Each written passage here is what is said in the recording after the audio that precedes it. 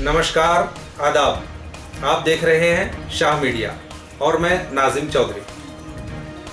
Corona काल में कोविड-19 virus का भय हर व्यक्ति के मन में फैला हुआ है। हर व्यक्ति उस समय और भयभीत हो जाता है जब उससे कहा जाता है कि कोरोना वायरस की कोई वैक्सीन अभी बनी ही नहीं है। इस सब के बावजूद आज हम मिलते हैं एक ऐसे डॉक्टर से जो बता रहे हैं कि कैसे कोविड-19 के संक्रमण से बचा जा सकता है और इसके प्रभाव को कम किया जा सकता है। आइए मिलते हैं डॉक्टर सैयद वसीम अहमद से, जो अलीगढ़ मुस्लिम विश्वविद्यालय से BUMS हैं, और डॉक्टर अल्लामा इकबाल यूनानी मेडिकल कॉलेज मुजफ्फरनगर से पूर्व असिस्टेंट प्रोफेसर हैं। नमस्कार, आदाब। मैं शाह खालिद और आप देख रहे हैं शाह मीडिया। आज हम बात करते हैं कोरोना महामारी, ये जो बीमारी चल रही है इससे लोग डरे हुए हैं और इसके बचाव के लिए हम बात करते हैं डॉक्टर सैयद वसीम अहमद BUMS अलीगढ़ मुस्लिम विश्वविद्यालय, जो पूर्व असिस्टेंट प्रोफेसर अल्लामा इकबाल यूनानी मेडिकल कॉलेज मुजफ्फरनगर से हैं। आइए बात करते हैं कोरोना महामारी में इसका यूनानी पैथी में इसका क्या रोल है। शुक्रिया खालिद भाई। पहले सबको मेरा आदाब, नमस्कार, सत श्री अकाल। देखिए, कोरोना महामारी जो है एक विश्वव्यापी समस्या है इस समय, और सभी पैथी अपने अपने तौर पर गाइडलाइन जारी कर रही हैं। आयुष मंत्रालय भारत सरकार द्वारा भी इसके लिए गाइडलाइन जारी की गई है। यूनानी में देखिए, सबसे पहले जो नज़रिया है वो है एक नज़रिया तबीयत। तबीयत में ये कहा गया है कि तबीयत मुदब्बिराए बदन है, यानी कि इंसान की जो तबीयत है उसका जो अंदर छिपा हुआ है वही उसकी मदद करता है। यानी कि हमारे अंदर रोग प्रतिरोधक क्षमता मौजूद है, वरना अगर ऐसा ना होता तो ये पूरी कायनात आज वजूद में नहीं होती। जिन्हें कितनी महामारियां और बीमारियां आई हैं, सब पूरा संसार समाप्त हो चुका होता, या ये जीव जंतु आज मौजूद ना होते। तो यूनानी पैथी में तबीयत को ही मुदब्बिराए बदन कहा गया है, और इसे हम मॉडर्न लैंग्वेज में इम्यूनिटी पावर कह सकते हैं। और जब हम एनाटॉमी फिजियोलॉजी के नज़रिए से देखते हैं तो इसे लिम्फेटिक सिस्टम या इम्यूनिटी सिस्टम भी हम कह सकते हैं। इसके बारे में अतिब्बा कदीम जो यूनानी के वैद्य हैं उन्होंने बहुत विस्तार से बताया है। और जो ये पैंडेमिक, इस टाइम कोविड-19 पैंडेमिक चल रहा है, इसमें अमराज वबाई के तौर पर किताबों में इसका दर्ज है। उन्होंने इसके बारे में बहुत सारे इलाज बताए हैं। यूनानी पैथी में असल में इलाज जो हम 3 तरह से करते हैं: इलाज बिल तदबीर, इलाज बिल ग़िज़ा और इलाज बिल दवा। तो हम इस पूरी बीमारी को इन 3 पॉइंट्स के तनाजुर में ही देखेंगे, इसी के परिप्रेक्ष्य में देखेंगे। और जो सबसे पहला नज़रिया है, देखिए अभी तक कोई इसका इलाज वैक्सीन तो है नहीं, तो जो आयुष मंत्रालय भारत सरकार है उसकी गाइडलाइन है हर पैथी के लिए, होम्योपैथी के लिए, आयुर्वेद के लिए और यूनानी पैथी के लिए, कि आप इसमें क्या दवा इस्तेमाल करें।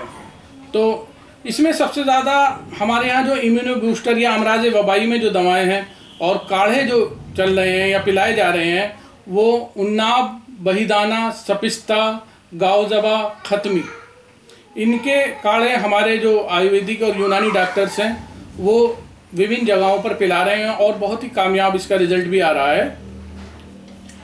ये इम्यूनिटी की जो बात आ रही है, इसके रख रखाव के लिए यानी इसकी क्षमता के लिए क्या उपाय हैं और क्या इसका जो परहेज है इसके बारे में बताएंगे। इम्यूनिटी पावर कैसे हम हासिल करें? देखिए, जैसे मैंने कहा कि यूनानी का नज़रिया 3 उस पे पॉइंट्स पे है। देखिए, जो हमें इम्यूनिटी बढ़ाने के लिए सबसे पहले इलाज भी तदबीर पे चलना पड़ता है, यानी कि हमें क्या क्या तदाबीर, क्या क्या एहतियात रखनी है, कैसे अपने आप को मेंटेन रखना। इसी में एक्सरसाइज, जिसे हम योगाभ्यास कहते हैं, जी। ये है। सबसे पहले हमें अपनी इम्यूनिटी को बरकरार रखने के लिए अपने शरीर को अब योग के, एक्सरसाइज के आदी बनाना पड़ेगा, और हमें रोज़ाना 1 घंटा, आधा घंटा, जिसकी जैसी सहूलत है उसके मुताबिक अपने एक्सरसाइज करनी है। ये इलाज की तदबीर हो गई। इलाज बिल ग़िज़ा में हमें क्या खाना है इस बीमारी से मुताल्लिक़ और क्या नहीं खाना है। जी जी जी।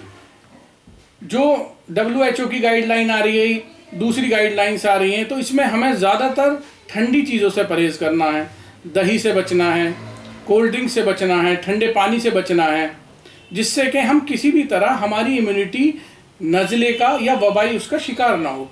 क्योंकि एक वायरल डिजीज़ चलती रहती है हमेशा, इस वक्त भी नज़ला वबाई चल रहा है या वायरल फीवर चल रहा है, तो जो कोविड-19 है और उसके सिम्टम्स बहुत हद तक मिलते हुए हैं, क्योंकि ये वायरल डिजीज़ भी होगी तो हमारी इम्यूनिटी को कमज़ोर कर देगी, दूसरी वायरल डिजीज़ भी होंगी, तो हमें अपने आप को इनसे बचाना है, ठंडी चीज़ों से बचाना है। और हमें विटामिन सी की चीज़ें लेनी हैं, जो मैंने एक काढ़ा बताया आपको, उन्नाब, बहीदाना, सपिस्ता, ख़त्मी, खब्बाजी, गाओ ज़बां, ये हमारे यहाँ इम्यूनो बूस्टर के तौर पे बहुत पहले से इस्तेमाल होती चली आ रही हैं अमराज वबाई में, और अब भी हो रही हैं। इसी के अलावा खमीरा बनफ्शा नाक में डालने के लिए षटबिंदु तेल है, उसका बहुत अच्छा रोल है। तो ये सब चीज़ें हम करके ये इलाज भी तदबीर में आ जाता है। और इलाज बिल ग़िज़ा मैंने आपको बताया कि ज़्यादातर विटामिन सी के चीज़ें खाएँ, गर्म चीज़ें खाएँ, विटामिन सी जैसे आंवले का इस्तेमाल करें, आप नींबू की चाय ले सकते हैं। तो ये चीज़ें इम्यूनो बूस्टर हैं, ये हमारी क़ुव्वत मनात इम्यूनिटी को बढ़ाती हैं, तो इनका इस्तेमाल ज़्यादा से ज़्यादा करें।